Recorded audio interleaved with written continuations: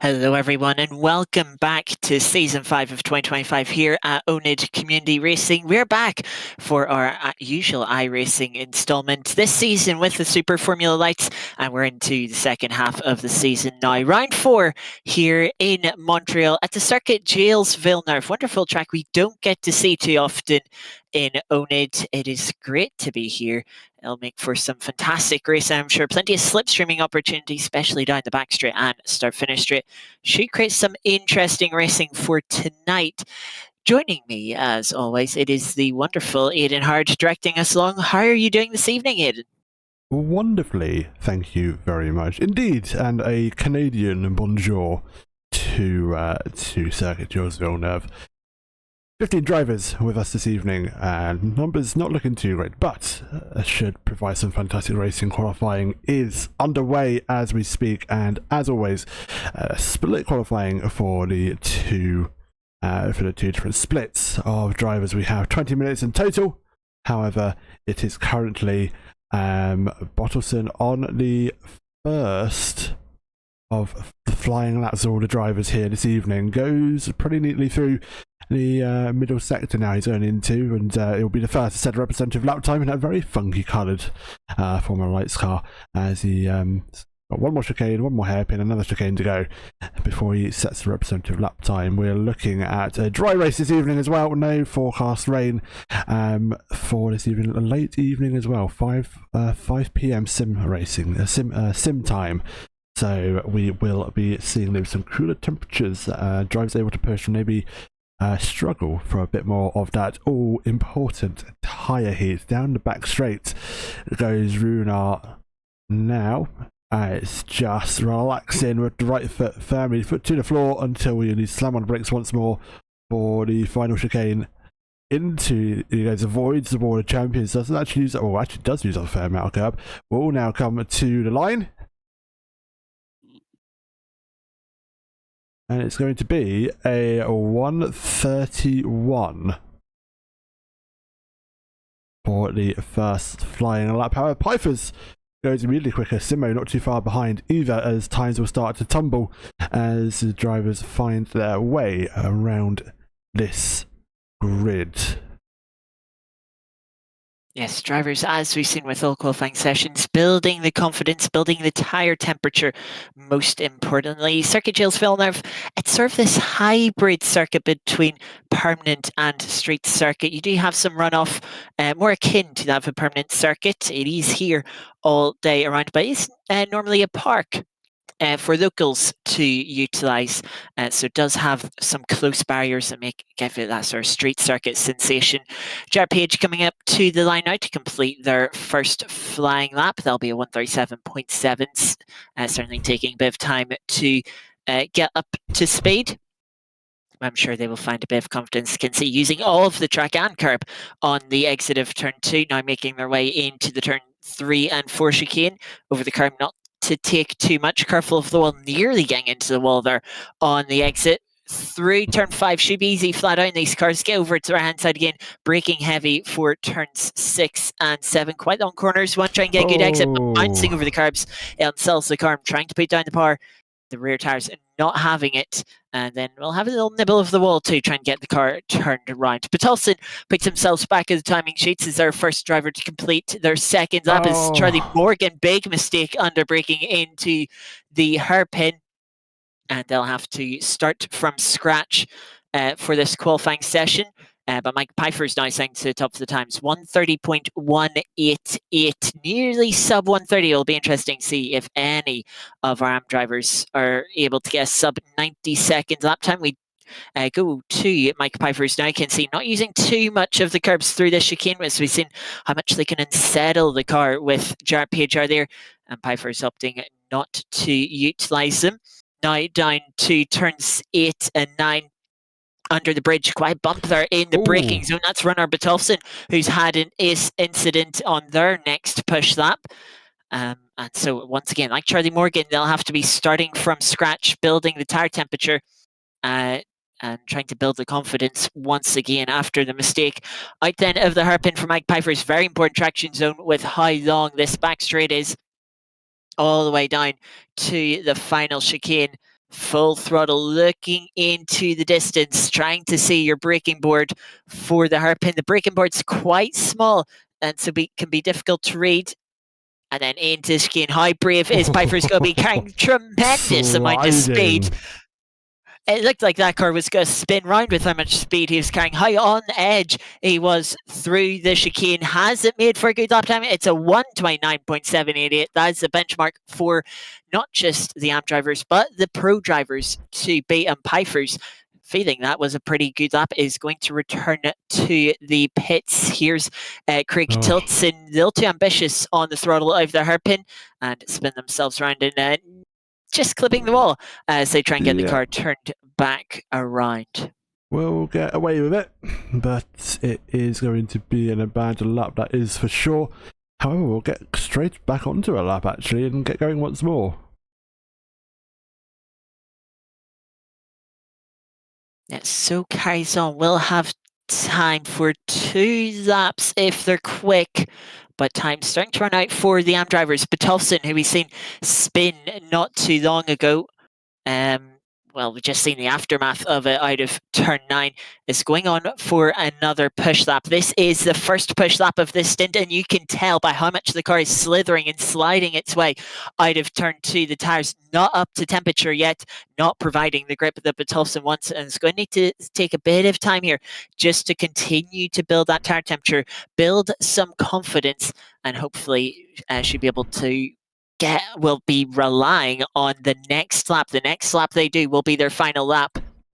So they just really need to focus on building that tire temperature and building some confidence for the next lap. Dennis Pfeiffer's coming up to line, of course, brother of Mike Pfeiffer's, set to complete their 4th lap. They've just come across the line. They'll improve up to 3rd, being Matt Simo by 2,000ths of a second, incredibly closer. Watching Mike Pfeiffer's, who is on an out lap and is going to try and get 2 more flying laps in to end the session. Kind of like Betolfson, we'll have to go through the tire warming phase. Charlie Morgan setting a lap in 31.8, but of course they too having to have reset throughout the session, are building the tire temperature. Not a lot of improvements coming in. Craig Tiltson saying a personal best final sector, but it will be a personal best, but no improvement from 7th place. But yeah, Charlie Morgan looks to be the next one improving, trying to make up for the spin earlier on into the wall at the hairpin. Trying to see if they can get themselves a little further up than 6th place within the AMS class. Yep, absolutely. So not too much longer to go to see if he does improve.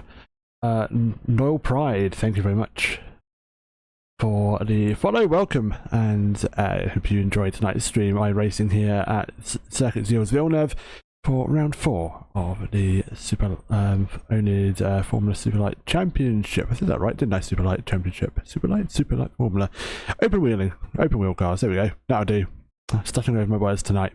As Morgan is setting a personal best middle sector and first sector. Final chicane avoids the Water Champions and will go to the line. It's not going to be pole, but actually might be a very decent improvement here. 130.8 is the time and tower updates. It's good enough for 3rd position overall as it stands. A number of drivers weren't improving, so if returned to pit lane, Dan Tomlinson crosses line, improves, but is still only P6 now after Charlie Morgan's improvement. Craig Tiltson coming up to line, improving in the middle sector as they come across the line. Will find 2/10ths over the lap, but is not good enough to improve from 7th place in the AM. A few of the AM drivers will continue to finish their final flying laps, and as they do, the pro drivers make their way from pit exit onto the track and to see if they can get themselves to the top of the board. We'll see Jack PH here improving in the middle sector.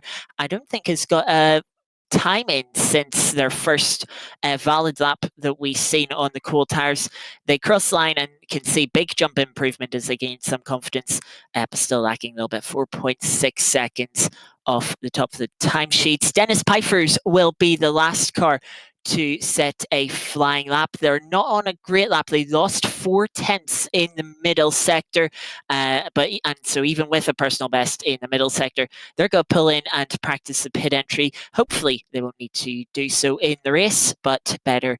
We have seen quite a lot of carnage in the races so far this season, so it is not too unlikely, shall we say. Absolutely see what happens. Now it's the pro driver's turn for their shot at qualifying. We'll expect to see these guys potentially mixing it up with the AMS drivers. Those times when the AMS drivers may be very much beaten by those who are a bit more experienced and have a bit more rating in terms of iRacing and over experience. We'll see Adam Grieveson. Let's jump on board with him for his first flying lap down into turn 1. He goes down to third, gets nicely tired and uses a suitable amount of curb on the inside. Not enough to unsettle the car, but a bit of a mischief there actually for Adam as he goes into second, down to first, back up to second again in quick succession. It's going to cost him a little bit of time through the third and fourth turns now, turn 5 and 6. And turn 7 will now follow this long left-hander, followed by an equally open right-hander. Or turn 8 hits the DRS, so no DRS on these cars. However, it's just the engine and the right foot giving them speed as he gets onto the race under the bridge for the coming up to the end of the lap now. And to say end of the lap, there's only one more hairpin and one more chicane and a couple of long straights to come up to finish. Personal best at the moment, looking quite racy compared to the times up that have already been set. Gets the car turned in nicely for the hairpin, gets back on the power, and now he relaxes for a good odd 20 odd seconds as he then goes down the back straight. We'll see in the distance that a braking zone is coming. Will be preparing himself ready to slow the car down for the final chicane. On the brakes he goes, gets the car turned in, doesn't take all the curb, but uses a decent amount of curb on exit. Gets to the line, or what is it going to be? It will be a 1 minute, I can tell you that much. A 1 minute 31.0, not quite there to set the time. Hobbs goes 30.8. Aidan Carter, it goes on 30.9. So times aren't actually being beaten yet by the top two now, actually. Top two now, AMS drivers.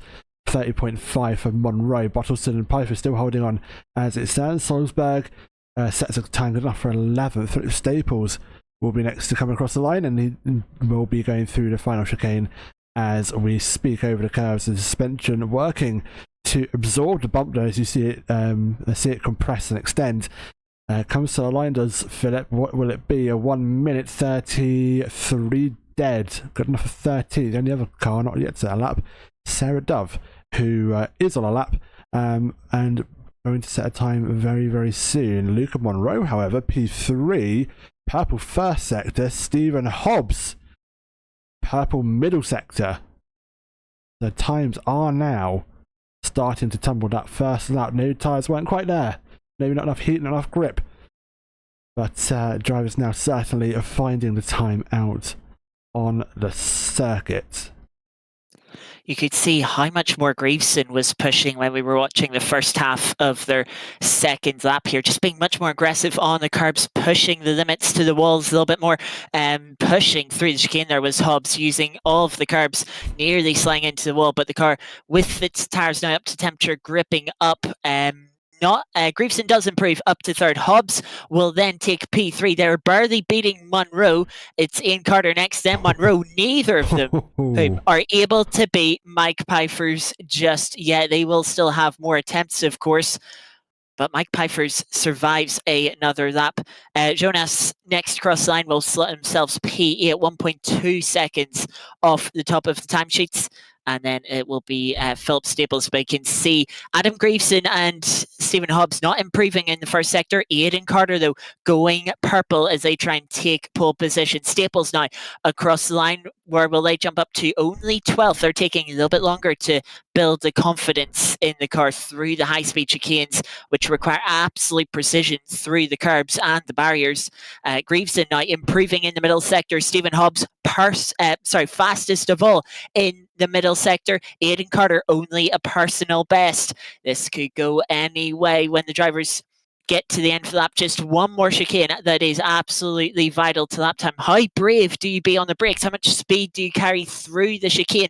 Carry a little too much, jump over the curbs too much, and it'll cost you so much momentum to the line. That could be the difference between starting on the front row and starting further back in potentially the danger zone. Through the chicane now for Hobbs, it will be Graveson that's first to cross, gets up to P4, half a second off of Pfeiffer's time. Hobbs is 3/10 off and will take P4. Next up will be Monroe, who hasn't improved on this lap in any of the sectors, and Aidan Carter has returned to the pits. Indeed, they have. Dove will come to the line. We'll set a lap time good enough for 30 to get some time on the board for their first valid lap by the looks of it, unfortunately. So might have been having some issues there that we had certainly missed. Philip Staples, however, having a bit of a spin as he goes off track. Oh, cuts the wall, and that's going to curtail that run to a very abrupt end for sure. That was through the for turns 4 and 5. 8 and 9. That was 8 and 9. The chicane that we're about to see Sarah Dove come up to now just took a little too much inside curb. You could see the car bounce off of it, and it was too unsettled for them to be able to gather back up. You can see Sarah Dove much smoother over there, no bounce over the inside white sausage curb, and will be able to carry a little bit more speed. Someone who, though, is good, try and challenge for a pole here. Stephen Hobbs, personal best first sector, fastest of all in the middle sector, finding a little bit of time, maybe a little bit of a distant too as they come towards the chicane. Big bounce over the second curb there, keeps it out of the Wolf champions, and now it's just the run to line. Was the exit good enough to take pole position across the line? Now we wait to see the time, and it is provisional pole by a tenth of a second. 1:29.689 is our new provisional pole. Let's see if anyone else can beat it. Luca Monroe completes another lap, though it does not improve on that lap. Of course, Aidan Carter on an out lap will only get one more flying lap in.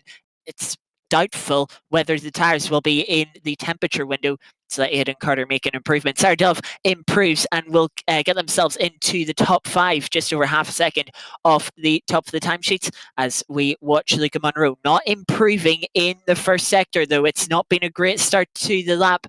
They have lost just over 2/10 in the first sector, so a lot of time to make up if they want to improve.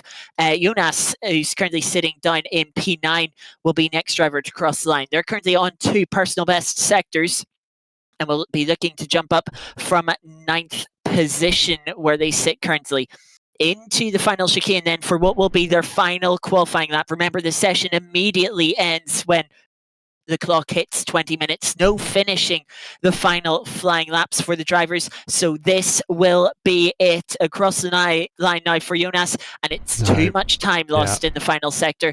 They will not improve. Lost 3 seconds, so likely made a mistake in the hairpin. Stephen Hobbs not improving in any sectors, and so will not improve. Luca Monroe also as well not improving, and will look set to start in P3. We're seeing some improvements. Luca Monroe improving in the final sector, not enough to improve over the lap. Sarah Dove now coming cross line. Think her trackers just glitched slightly. We'll see what lap time here is. It's second place within half a tenth of Hobbs. It won't be good enough for pole position, but it could be a front row starting position. It depends on Aidan Carter, who takes provisional pole, a 1:29.5 with the fastest final sector of anyone. It was good enough to offset their per first sector. And with only 10 seconds left in the qualifying session, that will be it. Aidan Carter stealing pole position at the death of the session. I didn't think the tyres would have been up to temperature, and they weren't. It was a slower first sector, but they were there in the final sector, nice and fresh, up to temperature, and that has allowed Aidan Carter to take pole position for round 4 here. Oh boy. Aidan Carter will start on pole position. It's Hobbs, Dove, Pfeiffers, Monroe, Greason, Bottleson, Morgan, Solzberg, that name, and Dennis Pfeiffers again.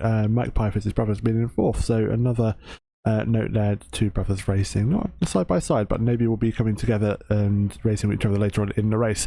11th, Simo. 12th, Tomlinson, and we jump all the way down to 13th, 14th, and 15th, which is Staples, Tillotson, and Jarrett Page, respectively. 15 cars will now take to the grid for what will be a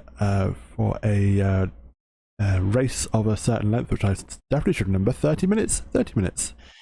I believe it's 15 laps or 30 minutes, whichever comes first. There was some talk around the admins of maybe extending the lap count, though I don't believe that has come to fruition. The drivers are starting to line up on the grid. It won't be too long to go. Dan Tomlinson confirming in chat that it'll be 19 laps or 30 minutes. And I did some math before the race to help the admins. 19 laps will take 30 minutes. So this is just a 30-minute race. So we'll get a little bit longer than what we've seen so far this season. Of course, barring the Spa race that was under safety car for 15 of the 30 minutes. And of course, Spa being a long track meant that, took a little bit longer to get those laps in. But yes, so bit of a longer race here. Maybe tyre management might come into it a little bit. We've already seen drivers struggling throughout the series with tyres towards the end of the stints. Might be a little more difficult here. Love straights, so that might help, but the lights are coming on now with all the drivers gridded up. We're way here for the first race of round 4. It's a good start from Aidan Carter from pole position, but an even better start from Hobbs, who pulls alongside, backs out into turn 1, will not challenge Aidan Carter, and we've already got a spin in the background. That looks like Jarrett Page has dropped to span the runway. Luca Monroe fighting from 5th position is trying to hold on. Greaveson trying to make up a place as Mike Pfeifers tries to get into a podium position. Harris Ardov looks to have paid off, and that's a car spinning. That's a blue car spinning. That might have been Greaveson, but Tolson coming together, as well as Jonas dropping down the order. Been a bit of a disaster start through the first chicane. Was indeed, and I can confirm Greaveson, Morgan, Bottleson all involved in that shunt. They're still trying to unpick it from each other, and it's Jarrett Page getting involved again. Oh no, it's Jarrett Page making his way past the scene of the crime. So it will be those two drivers. We'll just go to a replay just to see what happened to Jarrett Page. Off we go for the race start. Here's the car on the left of the screen as we see that purple car start the race. Oh, it's contact up ahead of him, and he just reacts to the brakes. There was a pirouette from a couple of contacts that was made, and they all just managed to continue somehow. And I think Jarrett just got a little bit scared by the by the sudden instant up ahead. Yes, he does get going again, but Adam Greaveson, oh my, that is a very damaged car. Let's have a look and see if we can figure out what happened to them. Going through turn 3 and 4 side by side with Luca Monroe, is that? Potentially not some spots up ahead. There's a contact. Oh, he gets into the back of a car, spins, makes contact, and then is just a rolling roadblock for those cars following behind him. And that is bad to worse. And there's a car stopping there. Oh, and they get tangled up once more. Oh dear, that's not going to go down well. Yeah, that was Philip Staples who had a tangle with another driver. Didn't quite see what driver they tangled with into T1, but we'll come back to that. Sardov and Dennis Pfeifers are side by side, and Dennis getting the move done up into top 5 position, which is good going for them, having qualified in 10th position, obviously taking advantage of the chaos getting through. Big lockup though into turn 6. Now I've turned 7. Sardov is going to be right on the rear wing. Is going to try and get some slipstream here and pull themselves back alongside. Like in background too, Dan Tomlinson closing up will try and take advantage as well of the situation. Into turn 8 then is Pfeifers going to try and hold it side by side. No, backside gets over the curb a little bit, compromising them. And Dan Tomlinson through the second part of the corner just goes right around the outside. And Matt Simo is going to try and follow through. So Dennis Pfeifers, from moving themselves into the top 5, is going to fall down to P8 here, though nearly into the back of Dan Tomlinson is Matt Simo, and will get together with Dennis Pfeifers. A little bit of wheel bang there, tripping up over one another. Dennis Pfeifers does get to carry on, but now down to P8. And actually, he's got to come to the pit lane. Has been given a meatball flag for that contact. Yeah, you can see his front wing is under suspension as well, actually. Looks to be hanging off. Now, Philip Staples said he's just come into the pits for some reason. I'm not entirely sure as to why, but it was Yeah, I think that is a timing error. that Philip is. Stables came to the pits, I think used a quick repair, and has been, for some odd reason, I think, being credited a lap they shouldn't have been credited for. Ooh. So that seems like a bit of an iRacing issue, unfortunately. So Aidan Carter does still lead the way. Philip Stables not 15 and a half seconds in lead, which would be absolutely incredible after 2.5 laps. But yeah, just a little iRacing glitch. We'll have to keep a little note of that. But yeah, after a very chaotic first couple laps, said sort of the straightish nature of this course, how sort of the walls can be close. And yeah, it certainly proved fruitful with how the first lap went. We are just going to try and take a little bit of a blip for a moment to see if we can reload the overlay. No, it doesn't seem to want to work. It's aha, there we go. Crosses the line, and it's then given those, and iRacing goes, hold on a minute, that's not right. What are you doing? Jarrett has Page done a little recount of the laps and realised, hang on, you're not a lap ahead of everyone. But yeah, Jarrett Page there with issues, having taken the rear wing off the car. Let's see what happened. This is I've turn 2 now, coming into the turn 3 and 4 chicane. Just 2 stabs of the wheel trying to turn the car in. Car gets unsettled and the car spins into the left-hand side wall. And yeah, sort of, in a way, somewhat similar to the crash we've seen on the opening lap. But also a little bit different. Meanwhile, at the front of the field, Aidan Carter starting to storm away with the race lead, now nearly 3 seconds ahead of Mike Pfeiffer's. Luca Monroe, who qualified down in 5th position, I think we'd be a little bit disappointed with that, is trying to catch Mike Pfeiffer's, who of course is in the AMS class, but did out-qualify Luca Monroe. So Luca must be feeling there is a chance here to try and close in. 7 tenths back at the moment. As we see, Philip Staples will be taking another trip through pit lane, having deposited their front wing and nose cone off at the turn 8 and 9 chicane, coming up to the chicane here. Taking an oddly tight line into the corner. Just carries a little bit too much speed for the line they were on. Jumps over the exit curb. But yeah, too much speed in the rear. Starting to spin round. They're not able to save it, and we'll take a little visit to the barrier. Luca Monroe here on the back of Mike Pfeiffer's, trying to get within slipstream range. I think, that steering wheel looks a little right hand down. So a little bit of damage that Luca Monroe is carrying. Maybe after a couple of taps from the opening lap, that hasn't stopped them from going 2 tenths quicker than Mike Pfeiffer's last lap. They're closing in a little bit. If they can just get that little bit closer, they'll be within slipstream range. And we know from these cars, only 275 horsepower. You can see how big the wings are, how steep of an angle the wings are. So plenty of downforce, but also plenty of drag. Slipstream quite powerful for the power that these cars have. And that could give Luca Monroe an opportunity. Even with that damage, just needs to close in that little bit more. You can see using all of the track on entry and exit, kicking up a little bit of a grass for Mike Pfeiffer's, but that isn't stopping Luca Monroe from chasing them down, hunting them down. As a little further back, Tillotson has had an issue, dropped from P8 behind, but Tillotson has got going again. Doesn't look to that car is crabbing, it looks like. But luckily not too much damage. Doesn't have to come into the pits. As we watch them now through turn 5 into 6 and 7. Just carrying a bit too much speed.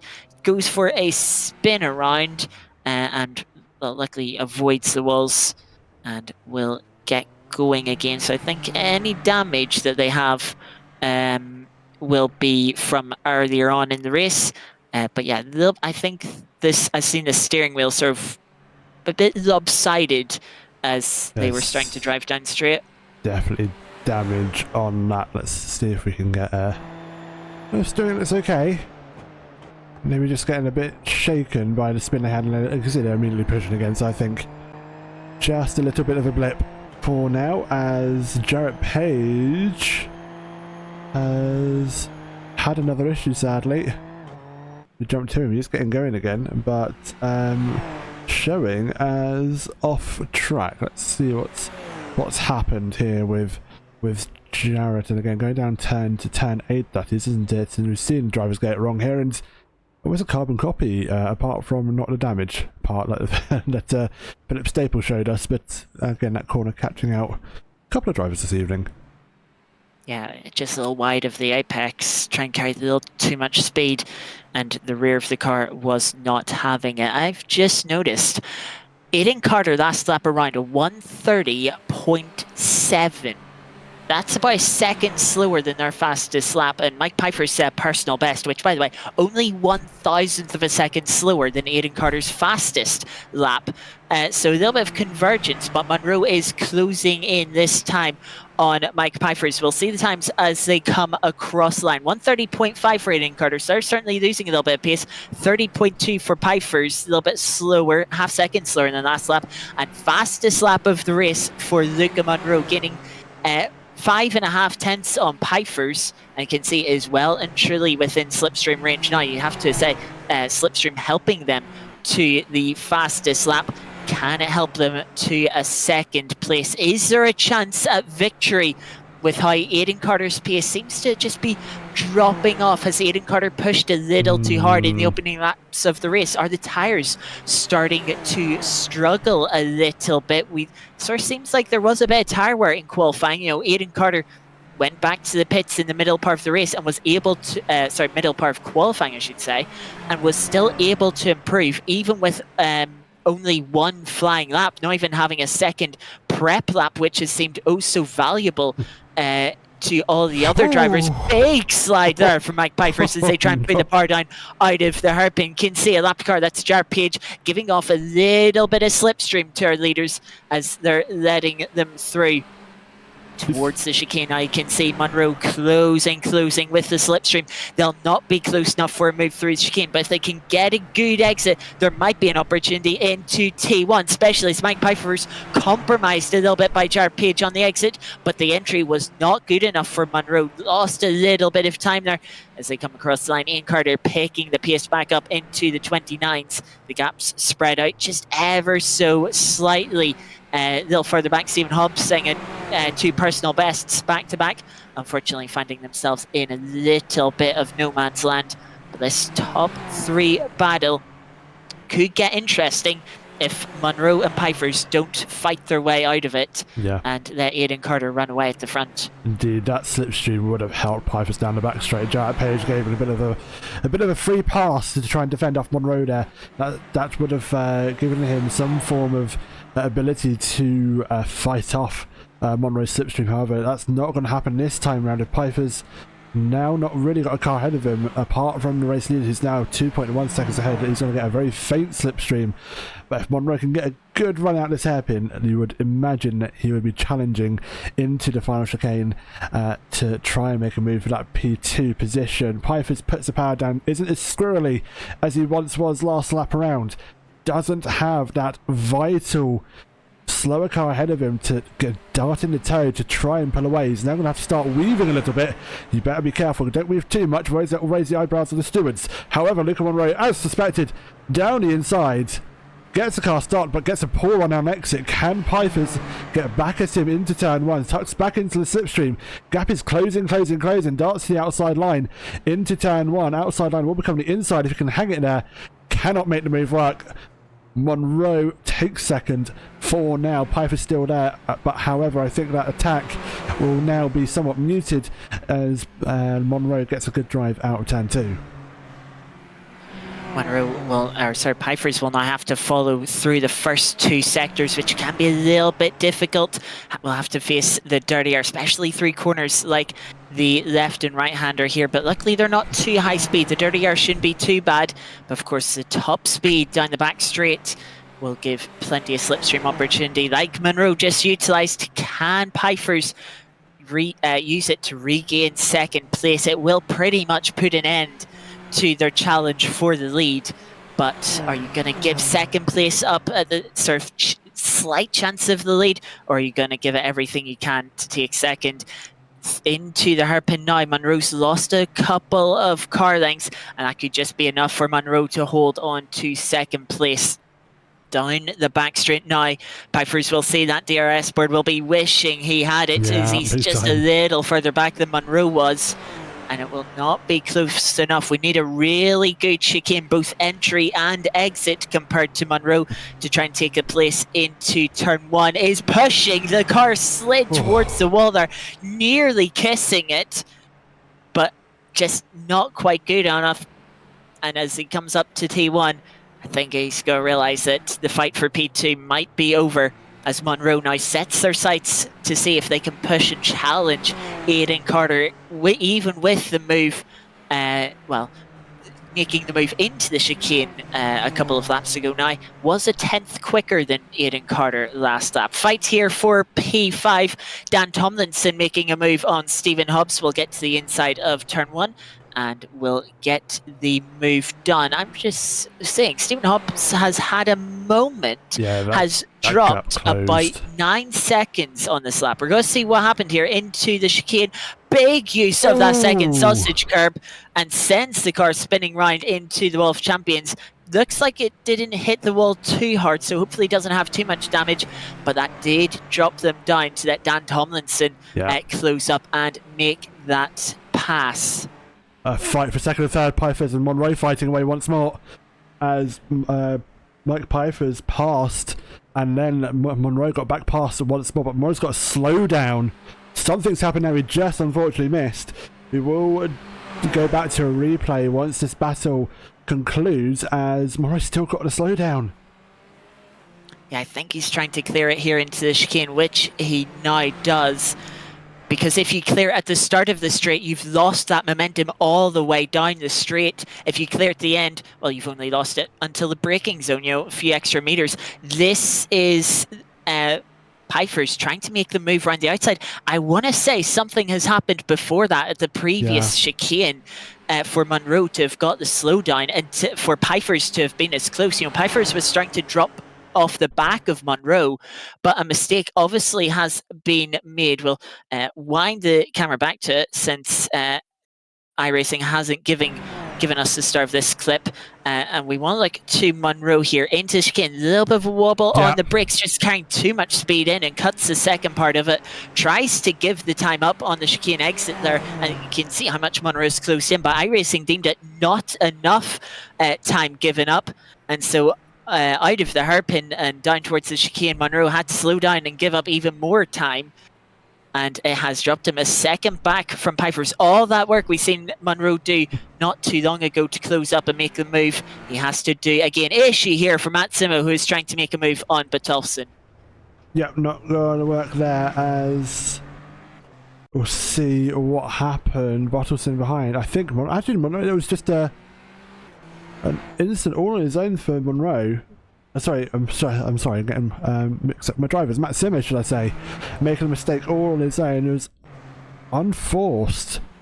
He goes through the middle sector into turn 5 and 6. Too much curb. Inside, unsettled the car.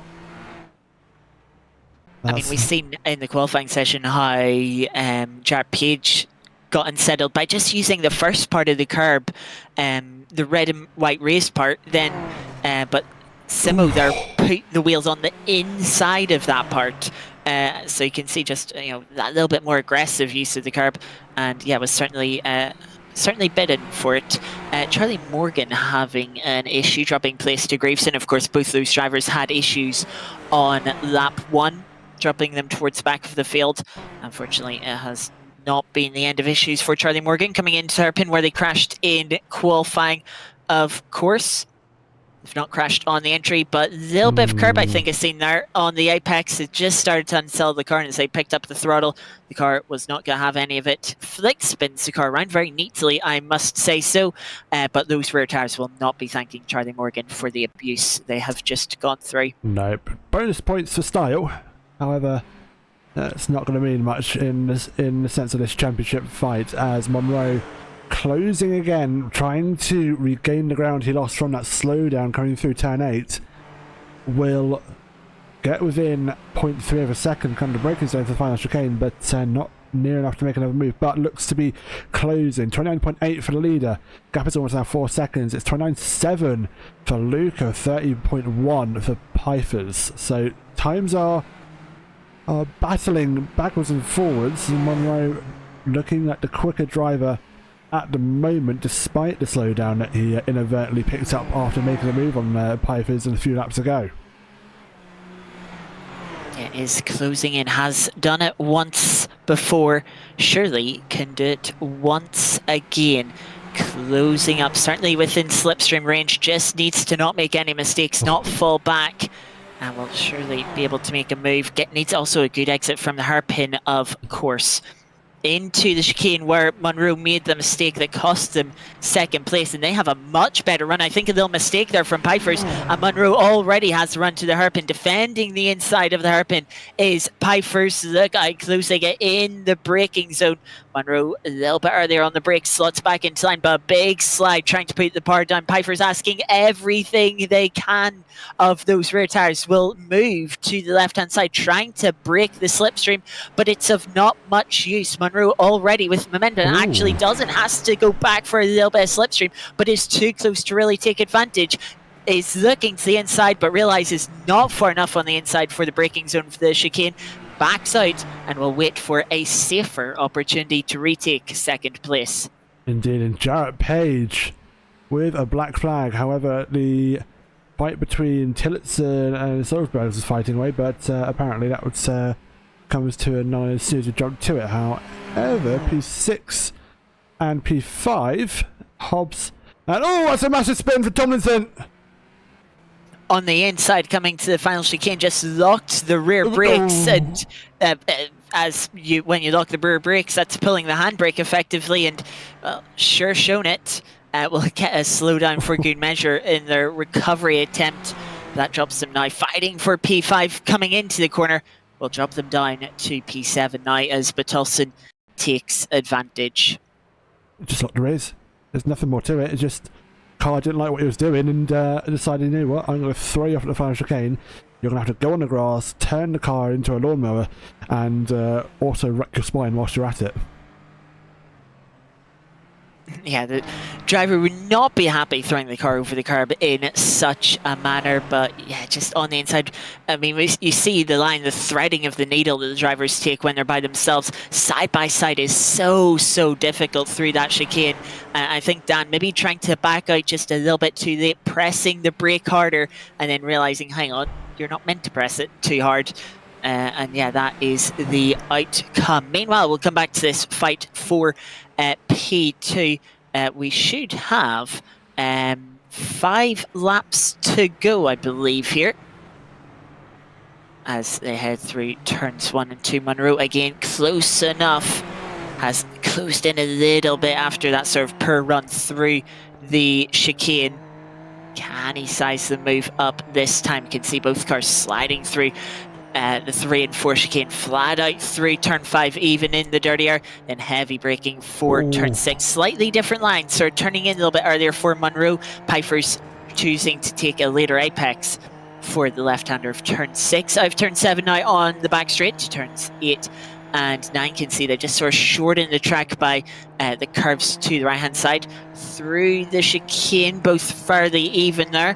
Monroe will then gain with the slipstream towards the hairpin. Maybe a little too far back for a move here this time around, but just looking to the inside a little bit, getting a bit cleaner on the front wing to find a little bit of grip. Look at the rotation from Pifers. A lot of rotation there, though does struggle a little bit for traction. Just sliding the rear wheels up ever so slightly, and slipstream will now come into play as they gear towards top speed. Closing for Monroe. Could go for a dive, but the braking zone for the chicane too short with just how much speed you can carry through it. Clips the wall, Pifers! More aggressive Pifers is through the chicane. Did tap the wall, they'll weave just to make sure the car is pointing straight, having just tapped the rear right tire on the tire wall. Does, I think, get away with it, but it's a little bit scruffy, very scruffy. Through turns 1 and 2, you can see Monroe closing up immediately. Does Pifers just have a little bit of damage that's going to make them feel a little bit nervous for the rest of this race? Can they hold on to P2, or will Monroe get themselves back in front? 3, 5, and 6. Sorry, 6 and 7 once more. You can see Monroe just a little bit closer this time around in the slipstream. Can they get a good run through this chicane? A little bit over the curb. It looks like Monroe has got the slightly better exit, opens the gap ever so slightly, and these small differences matter. If you can just pull, even if it's just a couple hundredths of a second, it could be the difference between being passed on the next straight and holding on to the position. Looks a little neater and tidier from Pfeiffer's through the hairpin that time around, with the 4.5 tenth gap to Monroe. Should be safe based on last lap around. Just how much will Pfeiffer send it through the chicane once more? Are they going to take another risk, can tap the wall again, or are they going to play it a little bit safer, maybe give up a little bit of speed? Both of them pushing, but Pfeiffer's just about holding on for now. It is 3 laps to go. Personal best, almost exact lap times from second and third. Most crucially, closing into Aiden Carter by 0.5 of a second. Not that it's going to matter. I don't think there's enough laps left for them to actually try and catch the leader at that pace. But Aiden maybe realising, hold on a minute, I can just back off here a little bit. They are fighting. I could just bring it home. Charlie Morgan, however, having an incident. Let's just... Oh, Piper's spinning! He's in the wall! Pfeiffer's in the wall at the 6 and 7 chicane, giving up second place, fighting so hard, and maybe just that little bit of damage unsettling the car, and has led to a mistake into turn 6, just trying to get the throttle through the left-hander.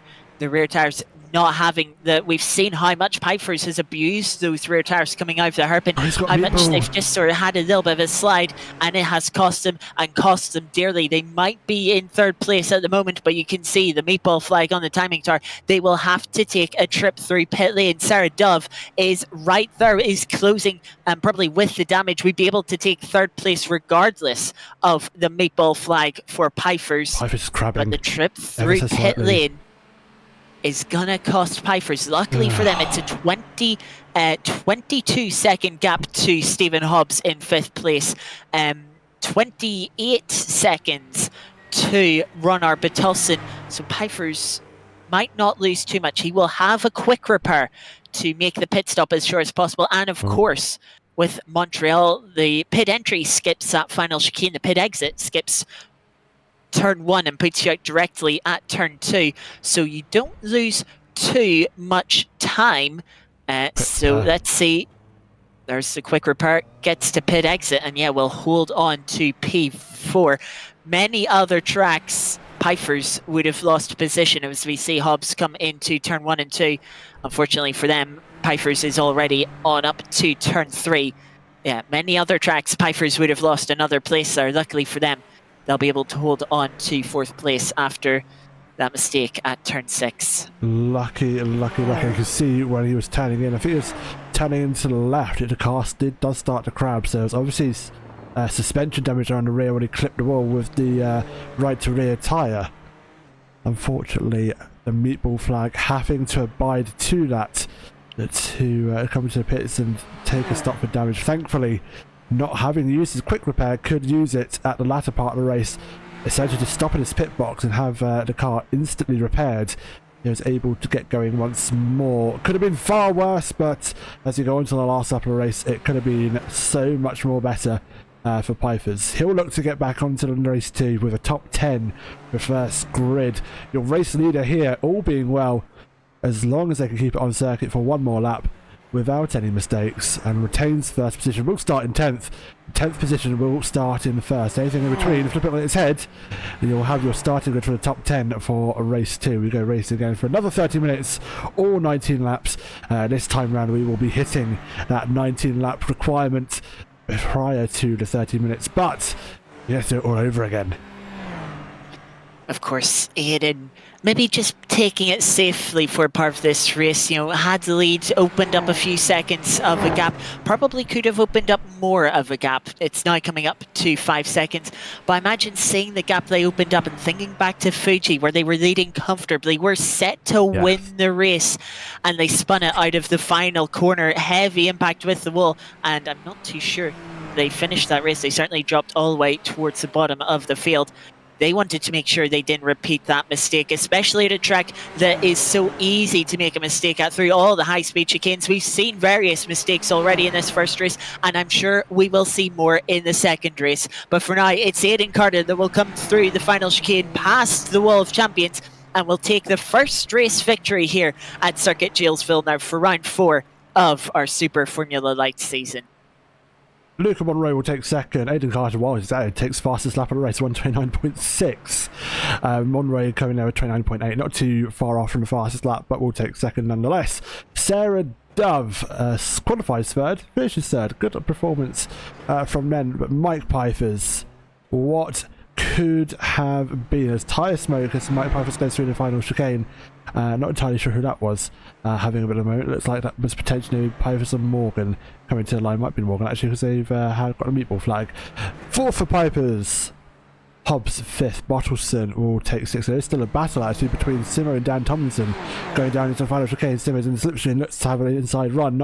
Can't quite get it there for the final chicane. Will try and beat them on acceleration. He has a run to the line, and it's only a photo finish. Who's it going to be? It's Tomlinson by 500ths of a second from Simo. What a lovely last lap battle we had there for the midfield drivers.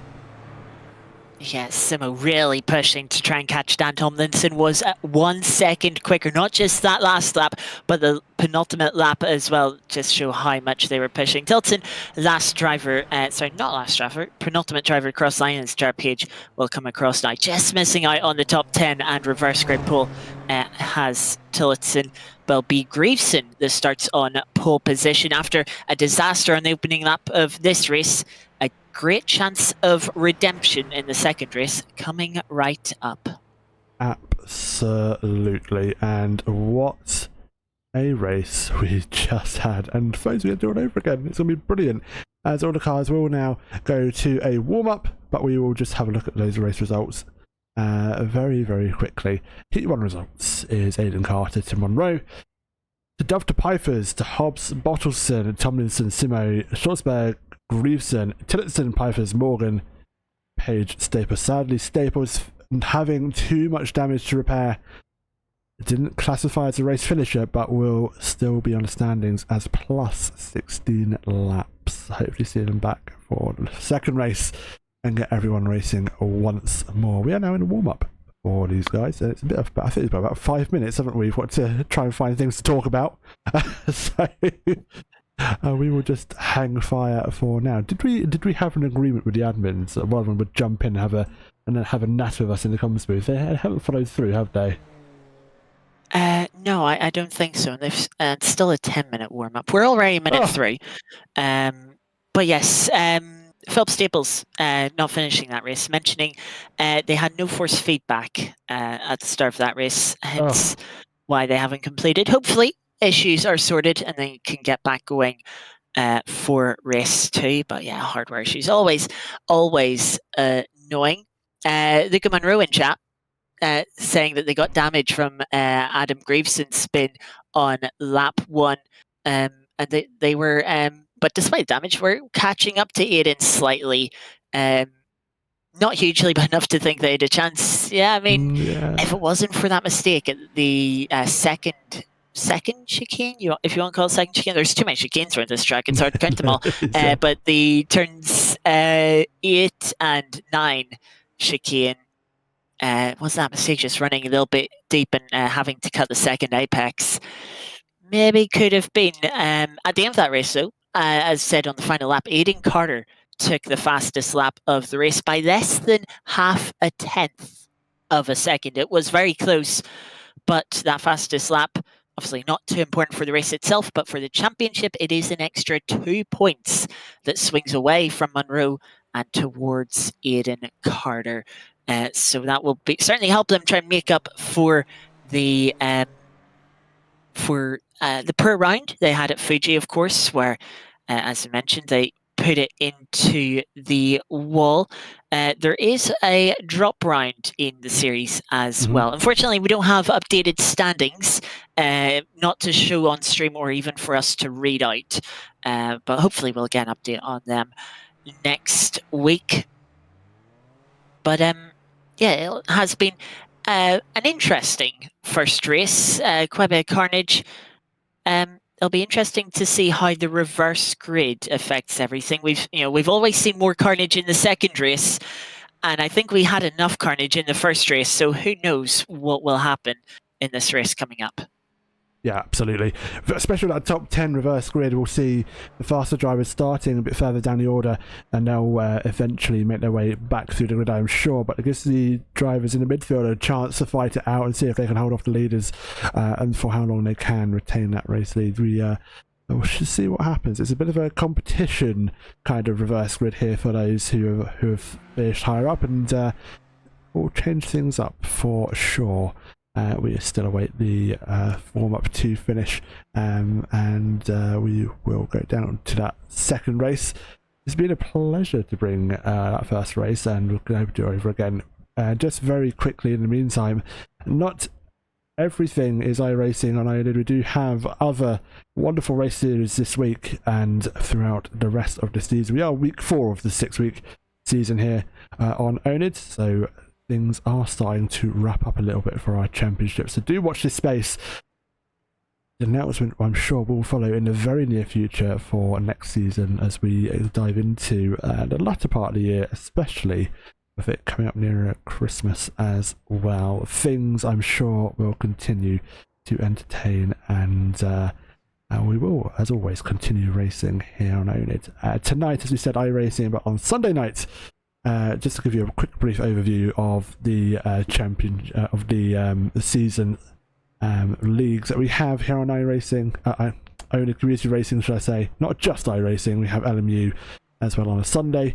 That's our future championship for the week. Monday, we also see LMU multi-class racing on the Monday championship. Tuesdays is AC and IndyCar championship, another open wheel championship here, but on a Assetto Corsa instead. Wonderful entertainment there of live race control, live safety cars. Just had our one and only oval round for AC, and we're back to circuits and heading over quite suitably to Montreal, I do believe, Montreal Street Circuit. Vancouver. Oh, Vancouver, should I say? Still Canadian. It's fine. So it's a double dose of open wheel racing in Canada for the next couple of rounds here tonight on Tuesday. Wednesday, we'll go back to the Hound Academy. There's LMU GT3 racing, and all those suited for getting back into sim racing and new to sim racing. A dedicated Wednesday night championship for those folk who are just dabbling their toes or want a place to start their I keep on saying iRacing, their sim racing journey, no matter what the sim, and that's on LMU as well. Thursday will of course be back with iRacing for the penultimate round 5 of the championship, and all those leagues will be streamed here on Twitch as well for your viewing pleasure. Do come and say hi, do come and get involved. We are on Discord. You see the link on your screens, discord.gg/oNiD Community Racing. Pop that into your chosen web browser. That will take you to our Discord server. It'll be a pleasure to see you. Come and say hi. Come and pest us admins. It'll be mighty lovely to see you there. We also on SimGrid as well, that provide all of our servers and league support. SimGrid Racing Community will be the home of oNiD, I'm sure for a very long while. Do join our community on SimGrid to stay up to date with leagues and championships and be ready when next season's announced, so you can get yourself signed up as well. With another 3 minutes to go, what else can I ramble about, Scotty? I'm unsure. Well, Dan Tomlinson saying note to self, don't use 100% brake into a chicane. Yes, that tends to work as a handbrake. That would do it. Yes, I'm sure plenty of drivers, especially those on LMU who've been driving some of the cars without ABS have been finding out as well. When you just get a little bit ambitious on the brakes and you realize, oh crap, I've got to pull this up, and you just don't trail off the brake enough. Because, of course, with these high downforce cars, when you're coming into a high speed braking zone, you can smash the brake down. You've got all the downforce giving you all the grip in the world. Yeah, full brake pedal, but as the speed comes off, the downforce peels off, so does the grip, and as such you have to compensate with the brake. You have to release it a little bit, trail off as you get towards the corner with the speed coming off. Dan Tomlinson, yeah, just not quite doing it enough that time. No. Yeah, it is a fairly easy mistake. We do have a few drivers out setting lap times. Included as well is Charlie Morgan, who was struggling in the first race and in qualifying as well. So some much needed laps for them. Though, as I've said that, they've just returned to the pits. Jared Page is also getting some laps, as well as Dan Tomlinson, probably trying to figure out how much brake pressure they can use without pulling the handbrake. Luca Monroe trying to readapt to a car without damage that they'll hopefully be able to hold on to for the entirety of the second race and maybe put a challenge on to maybe take a victory. Might be a bit difficult. We'll be starting down in P9, plenty of cars to pass. They will start in front of Aidan Carter. Maybe that will be enough, but maybe Graveson at the front of the field after that mistake on lap 1 of last race, maybe they'll be able to run away from reverse grid pole position. We've also had Stephen Hobbs set a lap time, as well as Jonas Soberg. So yeah, quite a few drivers taking a bit of advantage of the 10-minute warm-up session. That is soon about to come to an end, just over 30 seconds remaining of it before we go again for the second race. 19 laps coming up once more. The important thing for all of our drivers will be getting through cleanly. However, as always, that is easier said than done. Absolutely. Time is about to tick over for the 10-minute practice. The server will then immediately jump us into race 2. Another 19-lap race or 30-minute race, whichever comes first. We will surely find out. It'll be a top 10 reverse grid, and we'll go over the grid in a few moments' time. As soon as the server chucks us into the race state, we'll be able to bring you the full rundown of the grid. Just as a reminder as to how we start this final race of the evening. It is Adam Greveson pole position with that reverse top 10 grid. Jolsberg, I'm so sorry, Jonas, if I'm saying that name wrong, do let us know. Be happy to listen to your pronunciation if you send a little voice note, as some drivers has done for me very kindly.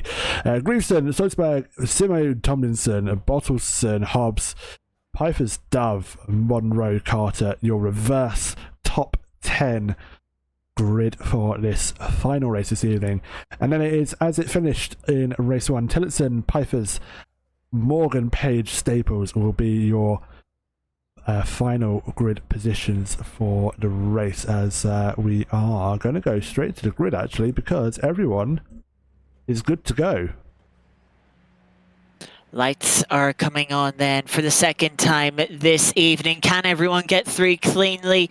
We'll have to wait and see. The lights go out and we're away for the second race. It's a good start from Greveson on the front row, and Sober Jonas already trying to make their way up to P2, but around the outside will take second place. Simo will have to slot into third further back. Dove has had to take a bit of avoiding action and his slowdown penalty dropping down to 10th place, but looks like everyone through the first couple of turns cleanly except Bertolfsson, who's now dropping down the order through turns 3 and 4. Bertolfsson's off into the runoff area, slams the rear wing against the wall, which won't be doing them any good. Meanwhile, fighting for what could be the lead of this race later on is Aidan Carter and Luca Monroe. First and second in the first race. It looks like Aidan Carter is going to get that move done with the inside as they come towards turns 8 and 9. How hard will Luca Monroe fight on the outside? Is going to back out that one. as Ian Carter with their nose in front now up to 7th place. 3 places gained already since the start of the race as they come towards the hairpin now. Will Luca Monroe try and fight back, try and take the opportunity? Will look to the inside, stick the nose in, and Ian Carter hangs it round the outside. Will carry the momentum to try and give them better traction and will hold on to 7th place, but stops them. This fighting prevents them from looking up the road and trying to catch up to the cars in front. Luca Monroe using the slipstream to try and come back at Ian Carter, so they'll be coming towards the chicane. This is what happened to Runar Bertolson. Just missed his braking point and went to escape road to avoid running into the back of the car in front. Meanwhile, back to this fight for 7th place. Monroe has got themselves in front, but Ian Carter's trying to come back once again. It'll be the outside of turn 1, but gives you the inside for turn 2. But a big snap as Ian Carter turns in, and they have to take to the runoff a little bit. Will get going again. Doesn't have to cut turn 2, but drops them off the back of Monroe, who will now try and set their sights to get through the field. Put some cars between them and Aidan Carter before Carter is able to close up. A little further back, Sarah Dove now with the meatball flag, as well as Dennis Pfeiffers. They have had separate issues, I believe, on the opening couple of laps so far. But look at this. It is a 3-car train. Stephen Hobbs coming under pressure from Mike Pfeiffers, who looks to the inside, side by side through the chicane, and Hobbs has to cut the second part of the curb and loses it on the grass, spins into the wall, and that is not what Luca Monroe needed, and that has forced Hobbs to return toe to the pit lane, and that'll effectively be the end of their race. Philip Staples also having issues. We'll get a replay of this one. You can see just coming over the chicane, trying to put the power down and spinning off as they rejoined from the grass onto the tarmac. The car getting unsettled by sort of the bump in the surface there, in the surface change. And unfortunately, that has ruined Stephen Hobbs' race. See a replay here of what's happened to Philip Staples. This was coming to the hairpin on the opening lap, and just missing their braking point, trying to pull the car up much like Dan Tomlinson in the first race, locking the rear brakes and pulling a handbrake entry to the hairpin. Hasn't quite worked out for them. This is Dennis Pfeiffers fighting towards the chicane with 97 car on their outside. They just get tangled together, get into the wall. Yeah, and that's unfortunately why they've had to find themselves back into pit lane. Actually do make it to the pit. It takes a cheeky track cut to do so, but Hound made it back into the pit lane. Hound made it back out once more, albeit down in 14th position. However, there's a fight. Tomlinson and Pfeiffers. Was that Mike on the grass ever so quickly? There's contact! Pfeiffers putting a couple of wheels on the grass to get themselves alongside Dan Tomlinson, and then just front right tire of Tomlinson coming together with Pfeiffers' rear left. And we'll get a replay of this. You can see slipstream. Pfeiffers really wanting the inside line. There wasn't a car's width there, but use of the grass would suffice for Pfeiffers. And can see just maybe a little bit of iRacing netcode involving their very odd collision with what could have been a simple wheel bang. And that is disaster for Monroe. They've picked up a meatball flag as well, and that will drop them down the order for a second race. Sorry, that was Pfeiffers in the first race, but second race now, Luca Monroe picking up damage. Where did they pick up that damage up? That is a good question. So that was Mike Pfeiffers. That's the wrong battle. Where's Luca Monroe in the background? They had the contact ahead of them. They sneak past Tomlinson. We'll stick with this replay because this is going to give us the answers to what's happened potentially, the right reason for the meatball flag, because that was fairly recent. Yeah, closing in. They made a late dive to the inside. I wonder if they just misjudged their braking zone. Got a little tap in the rear. And was that it? Was that enough to give a meatball? That is absolutely tragic for Luca Monroe. A slight tap on their rear right tire has been enough to give them a meatball flag. Unfortunately, Aidan Carter took advantage past Mike Pfeiffers and is now up to P4 already. Less than 4.5 seconds off the lead of this race. Aidan Carter could be making it 2 for 2 this evening. That's gutting. Absolutely gutting. And he was just a passenger in that. Made maybe a bit of a late move on the inside, locked up, but did get it slowed down for the actual hairpin. But then just got that tap, didn't he? And that must have just given him enough suspension damage for iRacing to go, nope, you've got to go to the pits, I'm not happy with you. You've got damage, or what the hell are you doing, kind of thing. Stare of Staples fighting away, actually. Philip Staples getting down a bit further down the grid, as we see. Actually get a yellow flag and a slowdown, so I think he's now served that. But Saradov looking to try and get back past. Indeed, they do pull ahead of the black and white West McLaren livery-inspired car. And getting close to the Wall of Champions with Sarah, and we'll begin their chase down of Runar Bottleson for P9. The 4th and 5th back together closely once more. Simo and Pfeiffer's. Carter's already made the move on Simo, and now Mike Pfeiffer's is going to try and follow through. Another move to the inside of turn 8, and we'll have to back out of that. Will Simo losing 2 places in 1 lap, but probably realising that that isn't their fight. 2 podium contenders from the first race. Of course, Pfeiffer's did just miss out, but still had the pace, and will try and sort of follow Aidan Carter through. We'll maybe try and hope for a P2, will Mike Pfeiffer's. Only a 1.5 seconds back from Ian Carter, who has a 3-second gap now to close in on the front duo, who haven't separated too much. Jonas was trying to put pressure on Graveson earlier on in the race, but it's just fallen a 1 second back now. And but maybe for the best for these two. If they were fighting each other, they'd be slowing each other down, maybe giving Carter a bit more of an opportunity, who now sets the fastest lap of the race in their pursuit. The determination to take a second victory certainly within their grasp, as we go back to Sarah Dove previously making the move on Staples, now making the move on Runar Bottleson into the final chicane, and is up to P9 on the recovery drive after having to take a trip through pit lane to repair damage at the end of lap 1. Indeed, it's getting mighty darker here in Vancouver. The glowing of the brakes you can see more distinctly from the cars, but for now it looks like we'll still have enough daylight for the race, and the race will cheers Luke Monroe in the wall. Disaster for Monroe, taking the front right corner off. The car was maybe pushing a little bit too hard, frustrated, and rightfully so, I would say, after the minor contact that put them out. Just too much curb there through the first part, and settled the curb, and no runoff there to save them. Luke Monroe heavy into a concrete wall. That is race over for them, practically towed back to the pit lane, and they've already used their fast repair, so they will be there for practically forever in racing terms.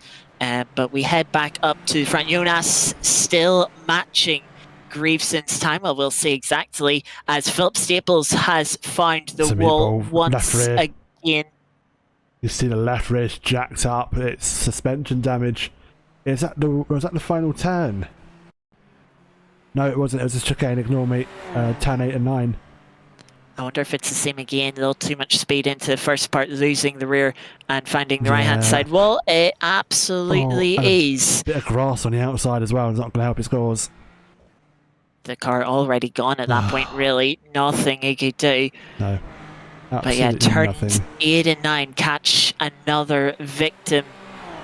But we go back to the front. Graveson still leading the way. Jonas has closed in a little bit this lap at 10.32, but not as much as Ian Carter, as we see Stephen Hobbs, who's returned to the track, has found the wall once again at the exact same place they found it the first time, if I'm remembering correctly, on the exit of turn 9. But luckily getting themselves cleared out of the way before the leaders caught up. Here is what happened. Just a little too quick jump, bounced over the curb, and just sort of clipped the front wing across the curb as they span across the grass. Difficult day for Stephen Hobbs in the second race. They'll have to wait for the tow time. We go back to Ian Carter, though, who is now within a second of Jonas, within 2 seconds of the lead. There's the race pushing very hard, getting very close to the Wolf champions on the exit of the chicane. We'll see the lap times. They gained 1 second on their competitors last lap. How much this lap? It is another second. Can you, Ian and Carter get close enough, make a move before the end of this lap to take P2? We'd like to think he would, with that sort of pace. As definitely, lots of curb going through turn 3 and 4. Hear the rattle of the underbody of the car scraping against the curb. But it gets it turned in. It's almost like he's controlling a drift through that corner. It was interesting to see no real oversteer, but you could hear the tyres complaining and getting a bit aggravated. Tillerton's dropped a position down to 7th. They've had I think it was actually just a normal overtake. You'll see Charlie Morgan. Actually, no, Tillerton made a mistake. That was a mistake that cost him a position. Morgan up to 6th position, and Tillerton losing out and costing themselves a position through an unforced error. Yeah, turn 3, same corner that caught Luca Monroe out for their mistake that's effectively put them out of the racetrack. Page having, I think, a spin trying to put the power down there out of the hairpin, judging by the tyre smoke left behind in what looks like the normal place that you'd be coming out of the hairpin. This is a little bit earlier on, coming into turn 1. Just sort of locked the rears a little bit as they went to turn in for turn 1, span themselves around, and yeah, handbrake entry, they're not working, and yeah, this was the spin. A little bit too much throttle with the steering input still in, a little too early on the throttle.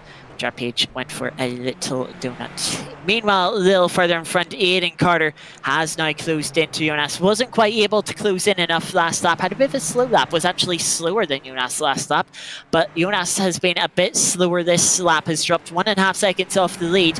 Will not be getting any slipstream as Aidan Carter is putting the pressure on. Closes in, but is not close enough to make a move through turns 8 and 9. It can be a little bit risky. We've seen moments as Pfeiffer's was passing people into turn 8 and 9, but so Ian Carr just waiting a bit patiently, has the run out of turn 9, uses the slipstream to the inside of the hairpin. Look at how Carter's car just rotates on the entry of the corner, and they'll make their way out of the hairpin. Of course, Jonas with the slipstream here will have an opportunity to try and come back at Carter. How hard they will fight, that is a question. Carter holds the inside line, will not be giving it up towards the chicane. So on the outside for Jonas, won't have the nose in front, and as such will have to slot back into line. And look at how much time they lose on the exit just from having to back out there.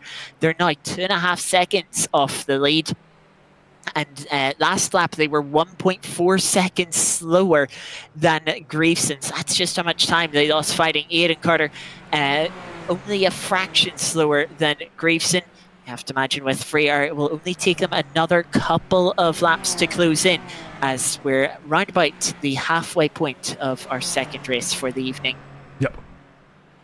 Indeed, we are now. 1.7 is the gap between Carter and Greason. We will need to see some representative laps just to know how quickly Aidan will catch. I think it's not a question of if, it is definitely going to be. Sorry, it's not a question of will he, it's going to be a matter of if and when he will get into striking distance for the lead of this race. He's got the pace. We've seen him essentially take up the position from Jonas in 3rd to 2nd relatively easily. But I know it's only been 1 lap, but the gap is actually not really closing. It's remained about around that 1.9, 1.8 mark all lap. So we'll see. Give it another couple up, see what happens, but for now it is going to be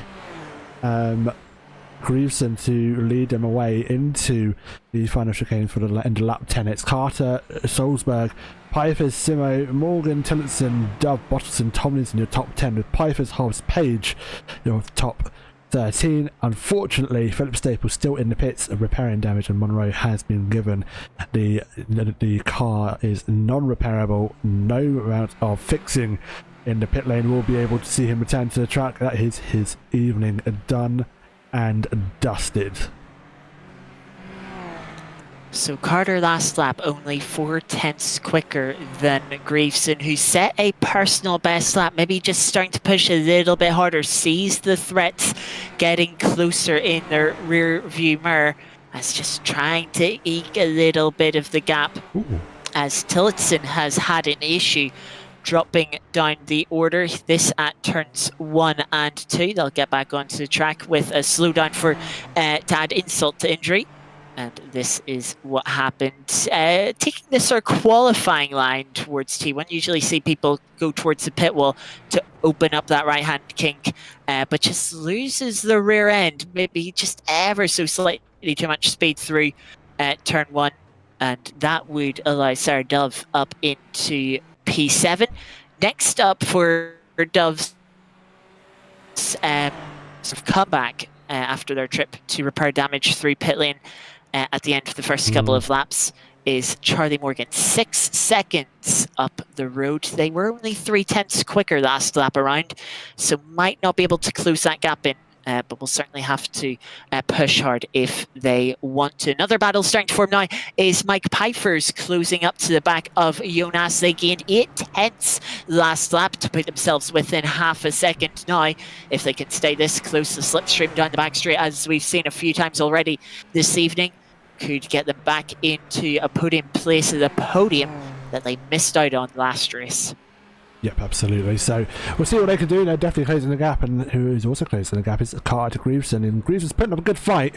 Personal best last lap with a 1:29.9, but Aidan Carter's at 1:29.5. 4/10 quicker, and he is now within potential striking distance. Within a second, we'll be definitely getting the benefits of a tow down the main straights, as Pfeiffer's a bit of tyre smoke, maybe from a car just ahead of them. That would have been Carter and Greaveson, maybe a bit of tyre lock-up from one of those drivers into that section, as Tillotson has had an issue and is off the track. Have they kept it out of the wall? Do they have their front wing? They do. Craig definitely having an issue there. Let's see what happens. Runs wide. Oh, onto the curb. Realises his mistake. Does clip the wall. I think slammed on the brakes as soon as he realised that he's going to lose the car. And I think pretty much saved him there. Lost the minimum amount of time and gained the minimum amount of damage. And they will continue for this race. Lucky boy, Craig. I'm sure he'll be thanking his lucky stars for his very reactive left foot. I am so surprised that car still has a front wing with know, right? it went into the wall. That is a miracle and a half right there for Tillotson. They do fall down to 10th place, but luckily they can carry on. No trip through pit lane required as well. Meanwhile, battle of front is starting to heat up a little bit. Aidan Carter last lap around to a new fastest lap of the race, a lap quicker than what they set in the first race at 29.4. I believe that's even quicker than their qualifying lap, if I'm remembering. But certainly very competitive lap time indeed, and they're now only half a second back from Adam Greaveson, who has been leading this race start to this point here, to hopefully to the end of lap 13 for them. But Aidan Carter, slightly better exit out of the hairpin. Now has the slipstream, is closing. Look at that interval come down. It is coming down at a rate of knots. Defending to the inside is Greaveson. To the outside goes Aidan Carter. And without their nose in front, they'll back out. They'll try and get the better exit. Look how much of a better exit they can. Greaveson is fighting as hard as they can to hold on to this one, but might be too little. Carter with the inside, nose in front as they come into turn 1. Greaveson isn't going to live this one down. Round the outside, inside turn 2 is going to try and squeeze Carter on the outside and will hold on if they can through this third chicane into turn 3. Now Carter backs out of this one as Greaveson somehow fights off. Carter will have to defend coming into turn 6. Carter again to the outside, but will not hang it round the outside. He's going to try and set up a better exit through turn 7, the wider line, and will pull over to the slipstream. defending the inside once again for Graveson will give Carter no choice but to go to the outside. An ambitious move if they want to hold it here, and they will slot back into line again, trying to get the better exit. Every time Graveson holds on, it is only for a corner at the time, as Carter is just setting up every corner exit to get the run, and they're nearly got the whole car in front as they come into the hairpin. Graveson much later on the brakes locks the front right tire, and Carter gets into the back, and I think that big suspension damage for Graveson. Look how much that car is crabbing, and that is a meatball flag for Graveson. They'll have to take a trip to pit lane, and that could be a post-race penalty for Carter. Oh, that was contact between the two on exit. That is not going to go down well. We'll see if we can get a replay from... let's see if we can get a better replay. That's earlier in the race. Let's see if we can get one from the hairpin. Indeed we will, and I really want to see if I can. We'll go see what Aiden Carter's contact. Just there! Oh. Yes, so Graveson was, as you could see in the interval, was a 10th back. Carter had more than half a car length in front coming into the braking. So Graveson was quite late on the brakes to just try and hold on the inside line, maybe getting a little bit desperate. You can see the front wheels not even alongside with the rear wheels. Throws the car in, has a lockup. There's a left rear. Has a lockup Graveson in the middle of the corner, and that pushes him wide. Aiden Carter's trying to get the cutback, but just underestimates how slowly you can see left the tire smoke there. Right there, left rear. Yeah. And then, for good measure, hits the rear right as well. But at that point, the damage is done. Oh boy! Well, Graveson does make it to the pits. Could use his quick repair. And is back out in 5th, but that is a race-defining moment for this round here for Adam. Unfortunately, contact, nothing malicious though, it's just hard racing. And then with the vulnerability of these cars being open wheels, as soon as you make contact with a wheel, potentially with a body part of the car, not wheel-to-wheel contact, but maybe with a front wing or the side of the car or a rear of the car, it's gonna risk suspension damage, and we just saw it happen there. Yeah, what a fight Graveson was putting up. I'd actually love to see that entire lap on board, because you were thinking, oh yeah, Aiden Carter's got the move done, but Graveson just kept fighting back and holding on to the lead. This is Dan Tomlinson. I think that's a little instant for Jack Page. But we'll come back to this. Is on board with Aiden Carter. They've got the run out of the chicane. They've got to the inside, nose in front, and you see how much later Graveson is under braking. Carter has no choice but to leave the space, and with the inside, you see, tries to carry the momentum on the inside, but Graveson does a good job on the inside there. Now into the chicane. Carter backside of this one, can see brakes are there, better line, opens up the second part of the chicane to try and get a slightly better apex, and you can see starts closing in. Graveson goes over to defend, which may be a little bit questionable, but just makes sure that they have the inside. Carter can't send a move. Again, you can see compromises the entry to open up the exit of the corner for Carter. Give themselves a better exit. You can see Slipstream again pulls them alongside. They'll get completely alongside, but it's very difficult to go around the outside here. You can see there was going to be no room left there, but Graveson takes too much speed in, compromises their exit. Carter gets a better exit, gets themselves in front, and will be nearly clear. And then on the right-hand side, you'll see leaves plenty of space. Graveson gets in, but Carter just slightly, just misjudging how Graveson was going to come into that corner with the brakes, front right tire locked up. It was a great battle, and Graveson doing absolutely everything they could to hold on.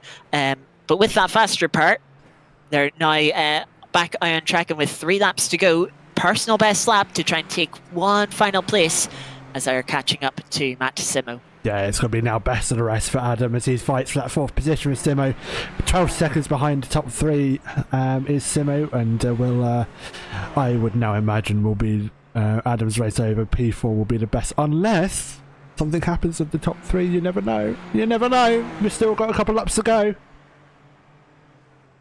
No, but they have spread out a little bit. You'd think they're maybe taking things a little bit safer to not to not fall foul of a mistake. We also have Dove closing up on Charlie Morgan. Said that gap was at 6 seconds a few laps ago. Last lap around, Sarah Dove gained a full second on Charlie Morgan, so they're charging towards the end of this race to try and take P6, which would be a good recovery drive for having to pit at the start of the race, make quite a few passes. It's not like Graveson, who's only lost a few places. Sarah Dove would have been towards the back of the field having to make that early pit stop.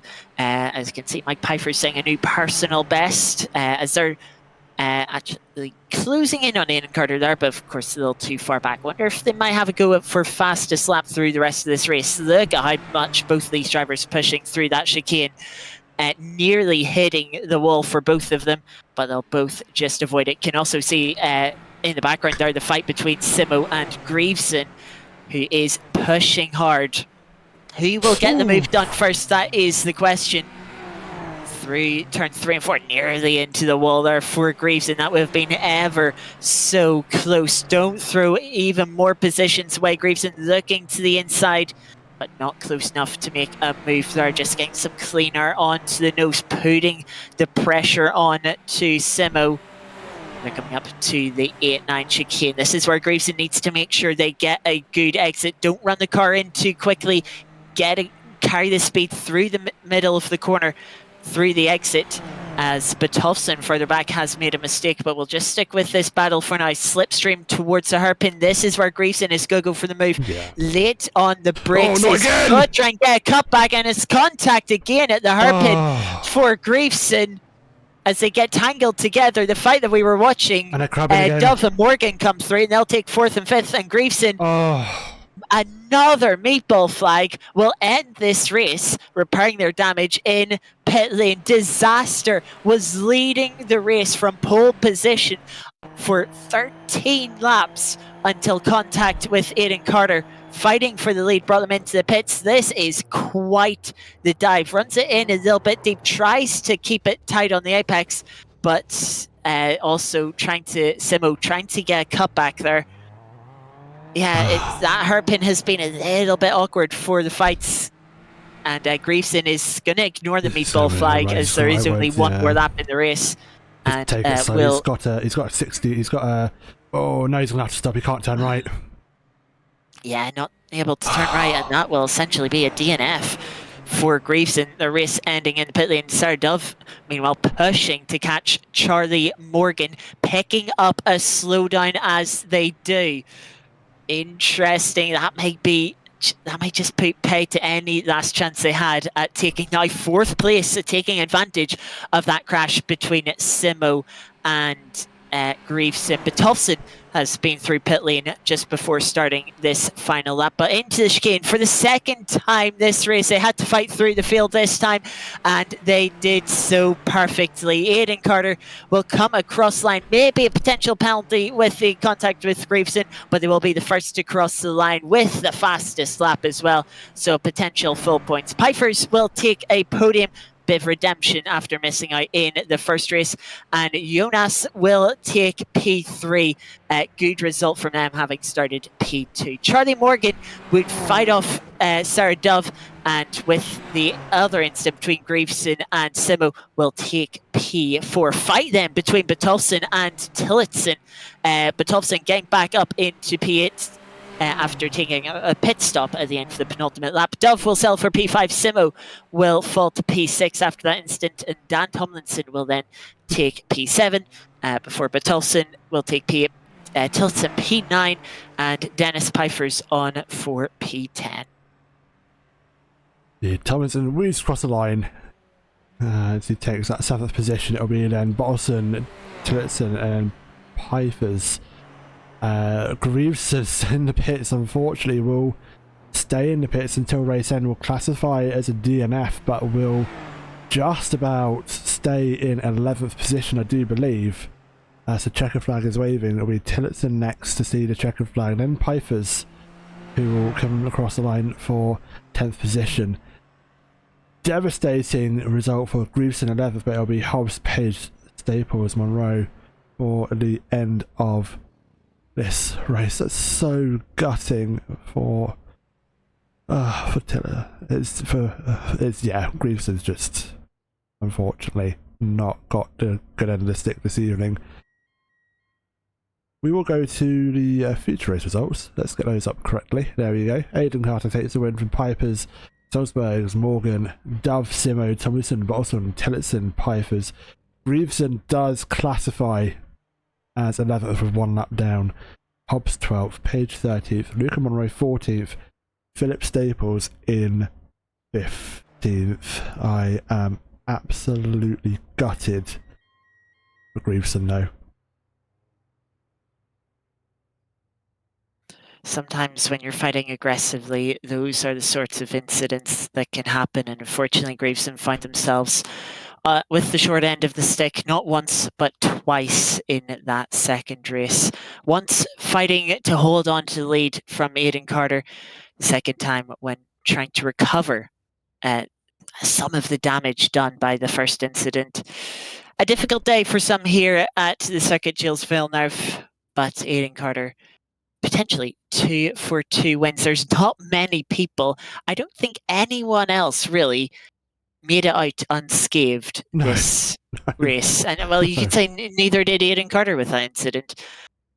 Very difficult, very chaotic day.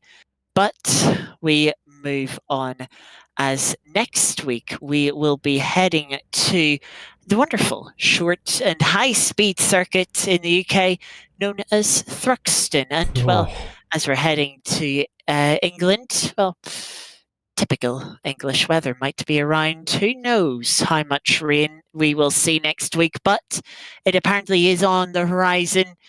The drivers will be checking the weather forecast and may not be too pleased, or will be quite excited depending on how they feel about a moist track. Before the final round at Red Bull Ring in a couple of weeks, 2 great tracks to finish the series off. We've seen a lot of carnage here tonight. I wonder how much more we will see in the final 2 rounds. Absolutely. Scotty, thank you very much for your company this evening, and thank you to everyone in Twitch as well. Thank you for everyone dropping by to come and say hi. It's been a pleasure to bring you this week's race here at Circuit Gilles Villeneuve. It is Thruxton next week. Great British weather may have a say in how the race unfolds. Stay tuned. We may be calling in those wet tyres for a very moist, that word, wet circuit next week. Take care till then, and have no fear, folks. It's Friday tomorrow. The weekend is almost here. Good night.